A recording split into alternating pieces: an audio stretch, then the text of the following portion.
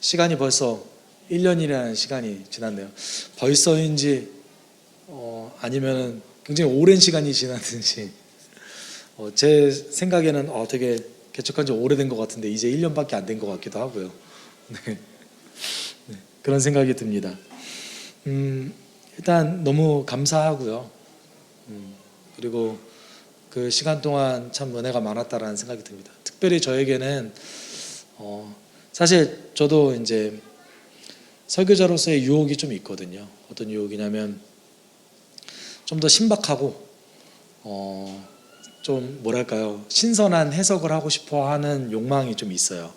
남들 안 하는 해석을 좀 하고 싶어 하고 좀 새로운 것을 이렇게 전하고 싶어 하는 욕망이 있어요. 그런데 성경 해석이라는 게 항상 이렇게 새로울 수 없잖아요. 네. 근데 감사한 거는 1년이라는 시간 동안에 이 허세가 좀 거의 없어졌어요.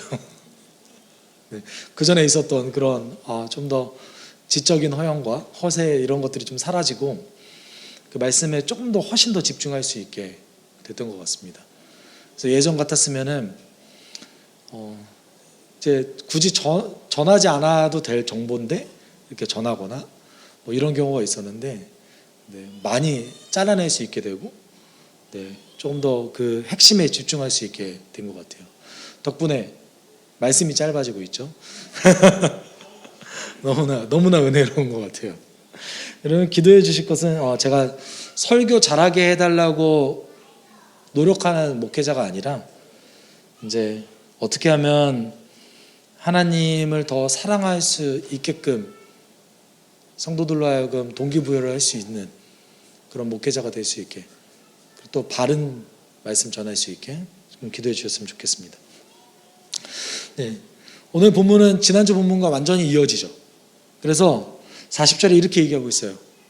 예수께서 돌아오시니 무리가 그를 환영하였다. 그들은 모두 예수를 기다리고 있었던 것이다 라고 얘기하고 있습니다. 그러니까 예수께서 그 하루라는 시간 동안 대략 한 이틀 정도 되는 것 같아요. 하루라는 시간 동안에 잠시 사라지셨죠. 일행들 사이에서, 그리고 큰 무리들 사이에서 사라지셨어요. 그리고 이제 갑자기 사라진 예수님을 이스라엘 백성들은, 그리고 그 가나안에 있었던, 가나안이 아니죠, 갈릴리에 있었던 그 사람들은 기다리고 있었습니다. 그러니까 마가복음 5장 21절에 의하면 지금 이 장소는 바닷가, 마가복음에 의하면 바닷가, 그리고 누가복음에 의하면 호숫가죠. 정확하게 호숫가죠. 호숫가 근처에서 벌어지고 있었어요. 사람들이 호숫가 앞에서 계속 기다리고 있었던 거예요. 근데 우리가 지난주 본문에 비하면 굉장히 상반되죠. 지난주 본문 속에서는 예수님을 굉장히 배척하고, 그렇죠? 예수님이 마치 그 불행을 가져다 주는 신인 것처럼 그렇게 두려워했던 그런 상황을 우리는 지켜봤습니다. 근데 오늘 본문 속에서는 예수님을 기대하고 기다리고 있던 유대인들의 모습을 볼 수 있어요. 네. 어떤 걸 기대했을까요? 예수님의 말씀을 기대했을 수도 있고 예수님이 베푸신 기적을 기대했을 수도 있겠죠. 네. 그렇지만 어쨌든 예수님이 굉장히 큰 선지자다라는 것을 모두가 인정하고 있었던 상황입니다. 이런 상황 속에서 예수님은 회당장 야이로라는 사람을 만납니다. 41절 42절은 그 정황을 얘기하죠. 그때 야이로라는 사람이 왔다. 이 사람은 회당장이었다. 그가 예수의 발 앞에 엎드려서 자기 집으로 가시자고 간청하였다. 그에게 12살쯤 된 외동딸이 있었는데 그 딸이 죽어가고 있었기 때문이다. 예수께서 야이로의 집으로 가시는데 무리가 예수를 밀어댔다. 몇 가지 정황들이 있어요. 야이로라는 사람이 어떤 사람이래요? 회당장이래요. 정확한 표현으로는 회당을 지배하는 자 또는 회당의 지도자라는 표현을 씁니다. 네. 아마도 그 회당 내에서 예배를 인도하는 사람이었을 거예요. 네. 예배를 인도하는 사람 단 한 명이거든요. 그 회당 안에는 장로들이 여러 명이 있지만 예배를 인도하는 사람은 딱 한 명밖에 없었습니다. 그 사람을 보통 회당장이라고 얘기합니다. 그 회당장의 딸이 외동딸이었대요. 12살쯤 됐대요. 여러분 12살이면 지금으로 따지면은 이제 초등학교 5학년 정도 되죠. 사춘기가 이제 오는 시점이죠. 물론 요새는 더 빨리 온다는 얘기가 있는데, 네. 이 시대의 12살이면요 결혼 정년기 직전이에요. 네. 마리아를 보통 우리가 이제 예수님이 태어났을 때의 마리아의 나이를 보통 13살, 14살 정도로 보기 때문에 이때 13세부터 14세, 15세 정도까지가 결혼 정년기거든요. 그러면 지금 이제 야이로 입장에서는 다 키운 딸인 거예요. 다 키운 딸인 거죠. 그리고 그 시대 사람들이 볼 때에 우리가 봤을 때는 뭐 거의 조언이지만 그 시대 사람들이 봤을 때는 최고로 꽃필 나이로 이제 여겼던 나이인 거예요.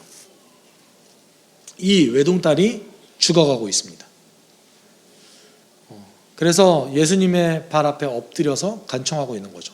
또 우리가 여기서 중요한 포인트가 하나 있어요. 어떤 포인트가 있냐면 이 회당장이라는 사람은 적어도 이스라엘의 그 종교 지도자 중 한 명이에요.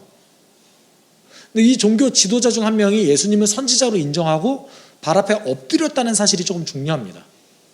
그동안에 이제 누가복음에서 유대 종교 지도자들이 예수님을 대했던 그 태도가 굉장히 적대적이었잖아요. 그런데 야이로는 그러지 않았다는 것이죠. 그리고 마가복음 5장 23절에 의하면 이렇게 얘기하고 있어요. 내 어린 딸이 죽게 되었습니다. 오셔서 그 아이에게 손을 얹어 고쳐주시고 살려주십시오 라고 얘기하고 있습니다. 근데 정확하게 어떤 표현이 있습니까? 손을 얹어서 고쳐달래요. 그러니까 우리식으로 따지면 안수기도 해달라는 얘기거든요. 이 말은 이 시대 속에서도 어떤 걸 뜻하냐면 나보다 권위 있는 사람, 나보다 상급자를 뜻합니다. 보통 안수기도를 아버지가 아들 또는 자녀들에게 해주거든요. 네. 이스라엘 전통 속에서. 그리고 또 제사장이 하거나 그리고 선지자들이 하거나. 그렇기 때문에 지금 이 야이로라는 사람이 예수님을 어떻게 보고 있는가를 우리는 알 수 있어요. 네. 예수님이 제사장도 아니었고요. 그리고 그 시대 속에서 바리새파도 아니었습니다. 율법교사도 아니었고요. 그 종교 지도자로서의 과정을 하나도 거치지 않았던 그 예수님을 종교 지도자로서의 모든 과정을 다 거쳤던 이 회당장 야이로가 인정했다라는 것이죠. 더욱이는 정말 하나님이 보내신 선지자로 인정했다라는 거예요. 우리는 이 대목을 조금 주목해서 볼 필요성이 있습니다. 그 뒤에도 제가 이제 좀 이 부분을 한 번 더 강조할 거예요. 근데 중요한 것은 예수님은 이 야이로의 집으로 이제 가시죠. 근데 그 과정 속에서 어떤 일이 벌어집니까? 무리가 예수를 밀어댔다라고 얘기하고 있습니다.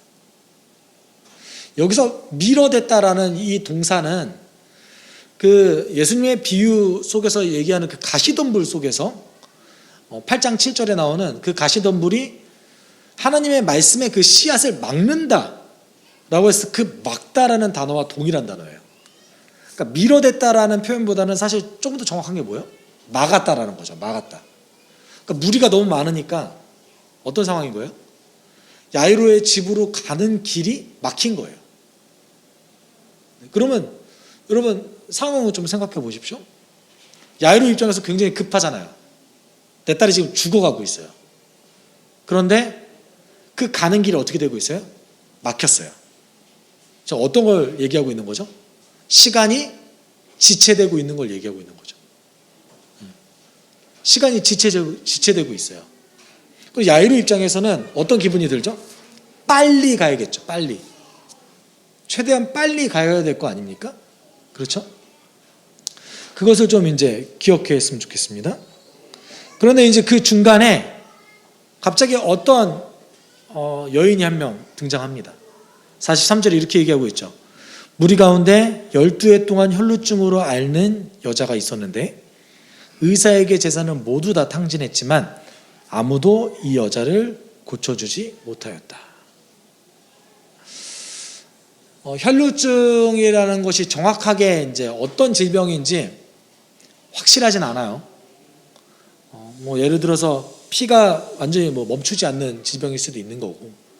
그렇지만 정황적으로 봤을 때는 어떤 질병이냐면 이제 부정출혈이 계속해서 발생하는, 네, 그러니까 시시때때로 월경처럼 부정출혈이 계속 발생하는 병이었을 확률이 좀 높습니다.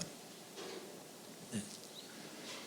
이 여인이 12해 동안 이 병을 이제 알았는데 뭐라고 얘기합니까?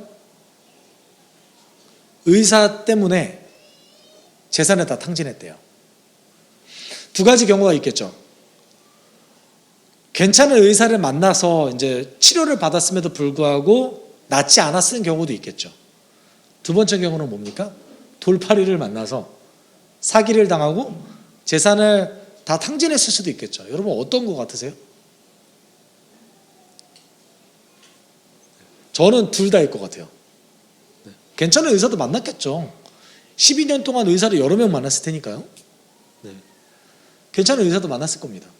그리고 정말 돌팔이 같은 의사도 만났을 거예요. 왜냐하면 유대 사회 속에서 돌팔이 의사가 많을 수밖에 없어요. 제가 지난번에도 한번 언급했듯이 유대인들은 의사들은 무조건 지옥에 간다고 생각했거든요. 네. 그런 상황 속에서 의사가 천대받는 상황 속에서 의사가 괜찮은 전문직으로서 각광받을 수는 없는 거 아니겠습니까? 그러니까 그 의사를 찾아다녔던 이 여인은 12년 동안 계속 고통받은 거죠. 근데 더 중요한 것은 이 혈루증이라는 병이 레위기 15장에 의하면 부정적인 또는 이제 부정한 병이었다라는 거예요. 이렇게 얘기하고 있어요. 어떤 여자가 자기 몸이 월경 기간이 아닌데도 여러 날 동안 줄곧 피를 흘리거나 월경 기간이 끝났는데도 줄곧 피를 흘리면 피가 흐르는 그 기간 동안 그 여자는 부정하다라고 얘기하고 있습니다. 제가 지난번에도 말씀드렸듯이 율법은 사람을 위해 있어요. 하나님의 백성을 위해서 하나님이 만드신 거예요. 근데 병 걸린 여인 보고 부정하다뇨. 너무한 거 아닙니까? 라고 생각할 수 있겠지만 제가 누누이 말씀드리지만 부정하다라는 단어는 원래 상태를 벗어난 걸 의미합니다. 그러니까 월경 기간도 원래 상태를 벗어난 건 거죠. 그리고 부정출혈이 계속 발생하는 그 상황도 원래 상태를 벗어난 거예요. 그런데 왜 이 율법을 제정했냐면 제가 이제 아주 전문적으로 연구하진 않았지만 그 일주일이라는 시간 동안에 그래도 그 문맥을 살펴봤을 때 월경 기간과 그리고 이 부정출혈이 발생하는 이 기간 동안에 남성으로 하여금 성관계를 시도하는 것을 막게 하기 위한 거였어요. 그것이 가장 큰 의도였어요. 그래서 그것이 두세 번 강조됩니다. 근데 이 여인의 입장에서 문제는 뭐였습니까? 그 기간이 너무 긴 거예요. 12년이라는 시간이잖아요. 어쩔 수 없이 이제 사회적으로도 격리될 수밖에 없는 그 상황이 된 거예요. 그러니까 이제 이 병은 마을에서 완전히 벗어나는 병은 아니에요. 뭐 나병처럼 한센병처럼 완전히 마을에서 벗어나는 병은 아니지만 격리되는 병은 아니지만 사회 속에서 이 병이 있다라는 것이 이제 밝혀지면 주변 사람들이 부정한 여인으로 취급한다라는 것이죠. 그리고 이 여인이 세 가지로 고통을 받았습니다. 첫 번째 뭡니까? 병으로 인해서 고통받았어요. 두 번째는 사회적으로 고통받았어요. 세 번째는 경제적으로도 고통받았습니다. 다른 얘기를 하면 고통받을 수 있는 모든 고통은 거의 다 받은 거죠.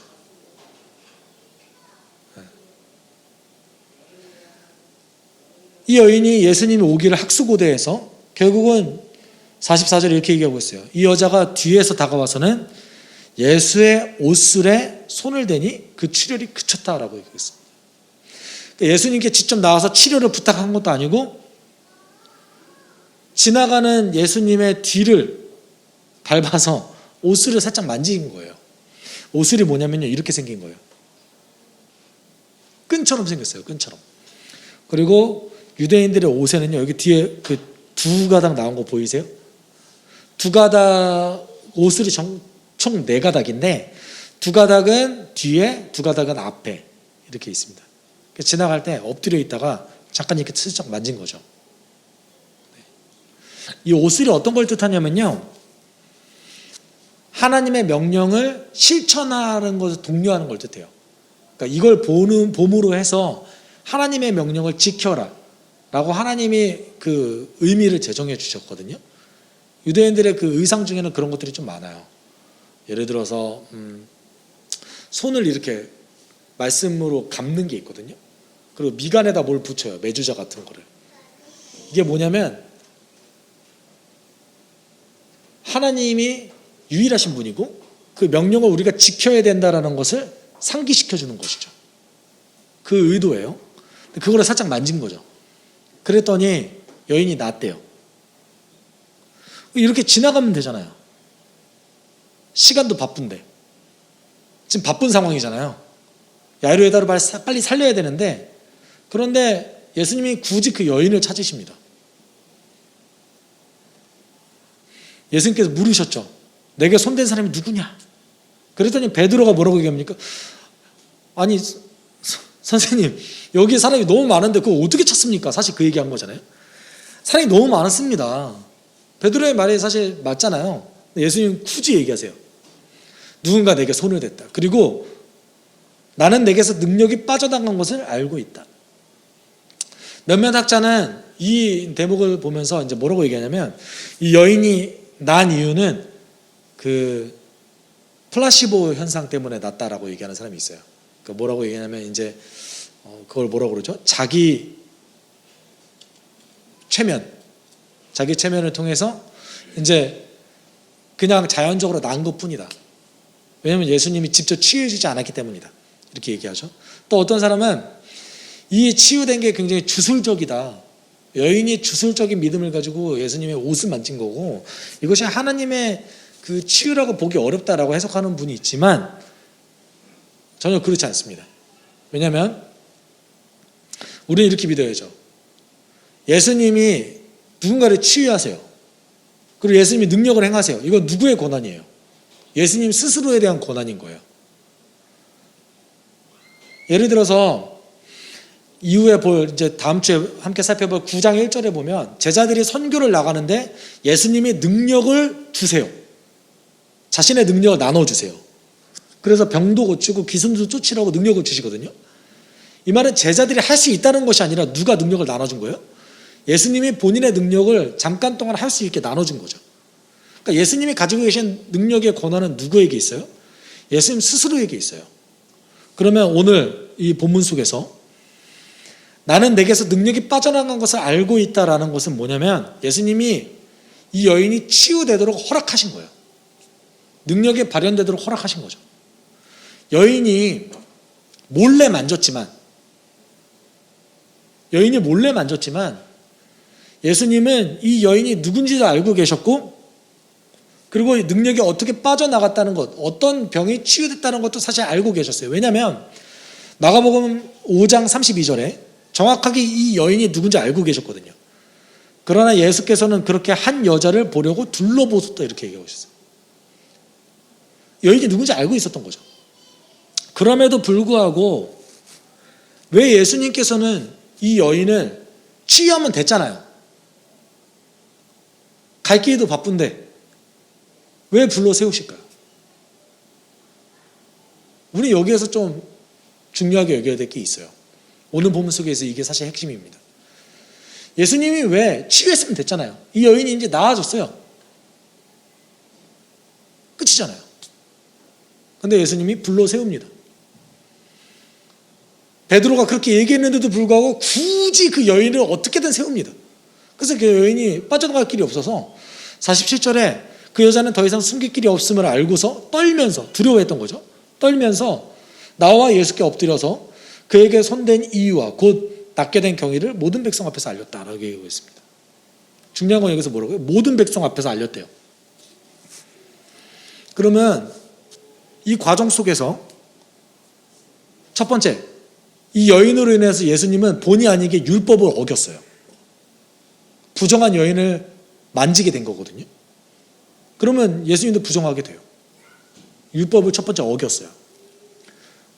그 두 번째, 모든 백성 앞에서 이 사실을 알렸어요. 그러면 여인이 두려울 수밖에 없죠. 첫 번째는 예수님이 화를 낼 수도 있는 거잖아요. 그리고 두 번째는 사람들이 예수님을 부정하게 만들었다고 해서 이 여인을 비난할 수도 있는 거잖아요. 근데 예수님께서 이 여인을 불러 세워서 그 말을 굳이 들으셨습니다. 이유가 뭐예요? 48절 때문이에요. 우리 함께 한 목소리 읽을까요? 시작. 그러자 예수께서 그 여자에게 말씀하셨다. 딸아, 내 믿음이 너를 구원하였다. 평안히 가거라. 이유가 뭐예요? 위로하기 위해서요. 치유하면 끝난다, 이게 아닙니다. 능력이 발현되면 된다, 이게 아닙니다. 예수님에게 더욱 중요한 건 뭐였어요? 사회적으로 고통받고 경제적으로 고통받고 병 때문에 고통받았던 여인에게 이 말을 하고 싶으셨던 거예요. 딸아, 하나님의 백성인 딸아, 하나님의 자녀라는 거죠. 하나님 널 포기하지 않았다. 내 믿음이 너를 구원했다. 평안히 가라. 여기서 얘기하는 그 믿음이 뭡니까? 우리가 얘기하는 그 믿음이 아니에요. 다른 믿음인데 어떤 믿음이냐면 예수님이 나를 살릴 수 있다라는 믿음이에요. 예수님이 내 병을 고칠 수 있다. 이 믿음이었던 거예요. 그 믿음이 누구를 구원했대요? 너를 구원했다. 예수님 굳이 이렇게 세우신 이유가 뭡니까? 위로하기 위해서였던 거예요. 그리고 그 위로를, 그 과정을, 고통받던 한 여인이 위로받는 그 과정을 모든 백성 앞에서 보여주시기 위해서였던 거예요. 근데 문제가 발생했습니다. 이 과정 속에서 야이로의 딸이 죽은 거예요. 예수께서 아직 말씀을 계속하시는데 회당장의 집에서 사람이 와서 말하였다. 따님이 죽었습니다. 선생님을 더 괴롭히지 마십시오. 여러분, 갈 길이 바빴잖아요. 그렇죠? 갈 길이 바빴어요. 야이로의 딸이 죽어가고 있었어요. 사실은 혈루증 앓는 이 병 걸린 여인은 당장 죽는 병이 아니에요. 그러면 야이로 입장에서 여러분 생각해 보십시오. 먼저 내 딸을 살리고 그 여인을 살리면 되는 거 아닙니까? 그렇죠? 근데 이 과정 속에서 여러분 생각보다 많은 시간이 지체되지 않았습니까? 여인을 만나고 불러 세우고 그 여인에게 또 말씀을 계속 하시고 계셨대요. 그러니까 아까 우리가 함께 읽었던 48절만 얘기한 게 아니라 그 이후에도 복음을 전하신 거예요, 사실은. 그거를 이제 누가복음에서 굳이 기록하지 않았을 뿐인 거죠. 지면적인 이유 때문에. 그 야이로 입장에서 여러분 생각해 보십시오. 내 딸이 죽어가고 있는데 지금 위험하지도 않는 한 여인 때문에 시간이 지체되고 있어요. 그리고 그 과정 속에서 딸이 지금 죽었어요. 여러분 같았으면 어떻게 하시겠습니까? 제가 약간 제 입장이 돼봤거든요. 저는 뭐 이 소식을 듣기 전에 난리가 아니었을 거예요. 저는 아마 예수님 지금 뭐 하시는 거예요? 제 딸이 지금 죽어가고 있습니다. 이 여인 조금 이따 고치시면 되잖아요. 빨리 가시면 안 돼요? 저였으면 그랬을 거예요. 예수님 업어서라도 뛰어갔을 거예요.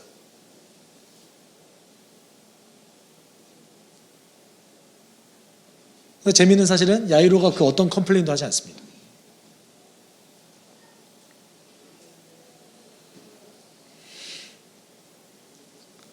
야이로의 성품을 알려주는 거기도 하지만 왜 그러는지 아직까지는 전 잘 모르겠어요. 근데 저였으면 그랬을 거예요, 아마. 네. 이때 예수님이 야이로에게 뭐라고 얘기하시냐면 걱정 말아라. 믿기만 해라. 내가 살릴 것이다. 네 딸이 나을 것이다. 그리고 그 집에 들어가십니다. 특별히는 베드로와 요한과 야고보만 데리고 그의 부모만 데리고 총 5명인 거죠. 그 5명만 데리고 그 집에 들어가세요. 집에 들어갔더니 이미 애곡하는 사람들이 모여 있었어요. 52절 53절에 그 집의 상황을 얘기하고 있어요. 사람들은 모두 울며 그 아이에 대해 슬퍼하고 있었다. 예수께서 말씀하셨다. 울지 말아라. 아이가 죽은 것이 아니라 자고 있다. 그들은 아이가 죽었음을 알고 있으므로 예수를 비웃었다라고 얘기하고 있습니다. 여러분 여기에서 이제 모두 울며라고 얘기하고 있잖아요. 마태복음에 의하면 이제 뭐 악기 같은 걸 동원해서 피리를 동원해서 이제 음악도 틀고 울거든요. 그러니까 우리로 따지면은 그 전통적인 그 장례에서 하는 그 곡을 하는 거예요. 고대 근동 아시아에도 이제 애곡하는 그게 있거든요. 그 사람들을 불러와서 전문적으로 이제 애곡하는 사람인 거예요. 또는 이제 뭐 하이니스도 있었겠죠. 계속 울어요. 아주 큰 소리 내면서 울어요. 그래서 이제 한 사람이 죽었고 이제 장례 절차가 시작된다라는 것을 지역 사회에 알리는 거죠. 보통 이제 그 시대 속에서는 장례를 지역 사회가 같이 다 하잖아요. 근데 예수님은 마가복음, 마태복음 속에서 이 애곡하는 사람들을 밖으로 내보냅니다. 밖으로 내보내요. 그리고 자신의 제자 3명과 부모만 데리고 이 아이를 살립니다. 54절 55절에 이렇게 얘기하고 있죠. 예수께서 아이의 손을 잡으시고 말씀하셨다. 아이야 일어나라. 그러자 그 아이의 영이 돌아와서 아이가 곧 일어났다. 예수께서는 먹을 것을 아이에게 주라고 지시하셨다. 그러면 이 본문 속에서 예수님이 아이의 손을 잡고 살렸어요. 그런데 그 뒤에 먹을 것 일어났고 먹을 것을 주라고 얘기했다는 얘기는 왜 썼을까요? 여러분 사람이 죽어가고 있어요. 다시 살아났어요. 보통 어떤 상태죠 그러면? 바로 일어나서 밥 먹습니까? 그럴 일 없잖아요. 그렇죠? 그러니까 그냥 살아났다는 것이 아니라 건강하게 일어났다라는 것을 보여주고 있는 거예요. 야이로가 원했던 건 뭐였습니까? 살려주십소였어요. 살려주세요였어요. 살려주세요. 예수님은 어디까지 하신 거예요? 살려주시고 건강하게까지 해주신 거예요. 근데 중요한 게 있습니다. 중요한 건 그 다음 구절이에요. 아이의 부모는 놀랐다. 예수께서 이 일을 아무에게도 말하지 말라고 그들에게 명하셨다. 이해가 안 되죠? 예수님 왜 아무에게도 말하지 말라고 하셨을까요?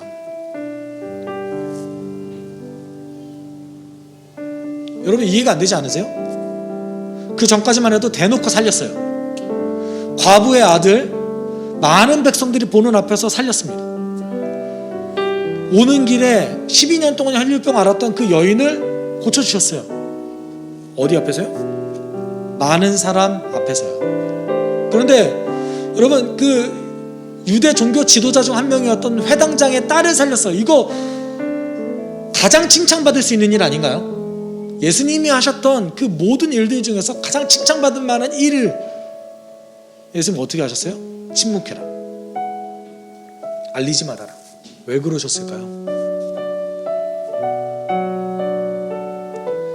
성경 속에서 어떤 증거가 별로 없습니다. 사실은 제가 생각을 해봤어요. 고민을 해봤어요.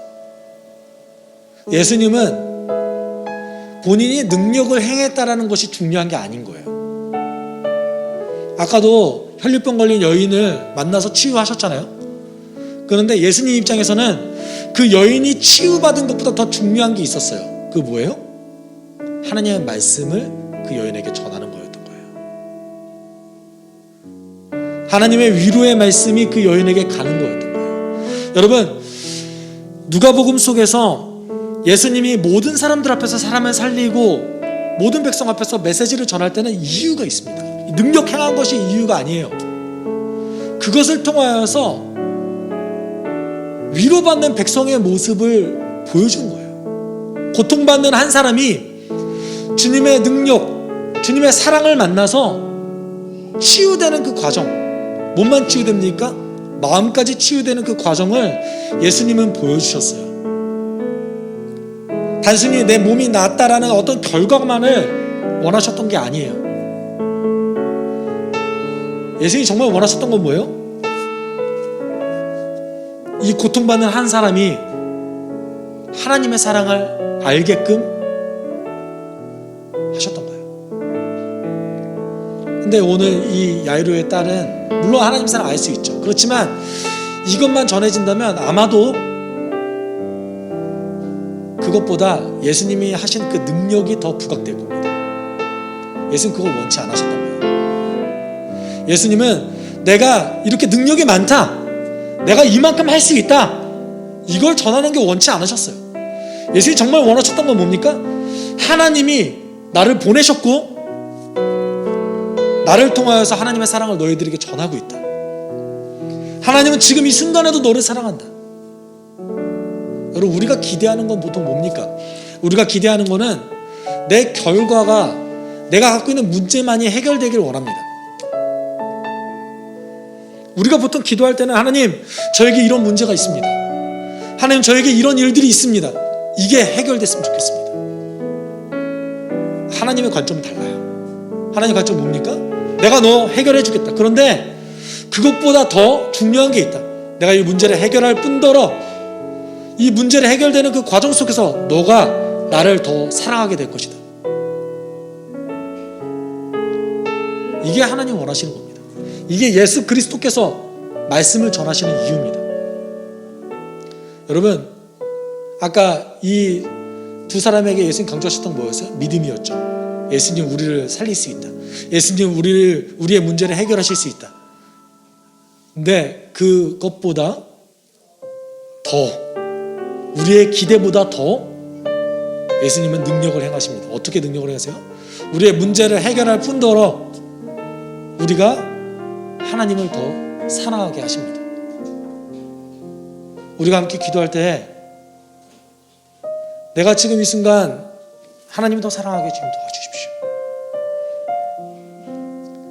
예수가 능력이 있고 그 능력을 믿는다면 내가 오늘 예수를 의지해서 하나님을 더 사랑하게 될 줄 믿습니다. 주님, 내 문제와 상관없이, 나의 갈등과 상관없이 나를 인도해 주십시오. 그 주님의 능력을 믿게 주님 도와주십시오. 우리가 함께 기도하도록 하겠습니다. 사랑 많으신 하나님 아버지, 감사합니다.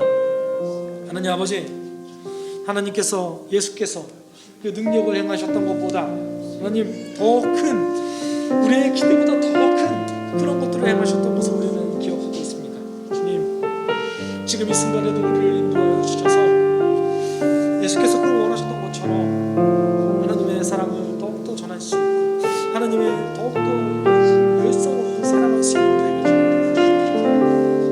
하나님의 마음 가운데 있는 그 수많은 갈등과 그 어려움과 문제들로 인하여서 예수의 그 능력을 더 믿게 주님 도와주시고 그것을 믿음으로 통하여서 하나님 더 사랑할 수 있는 우리에게 주님 도와주십시오. 하나님, 우리에게 주어진 것이 하나님 그것이라고 믿습니다.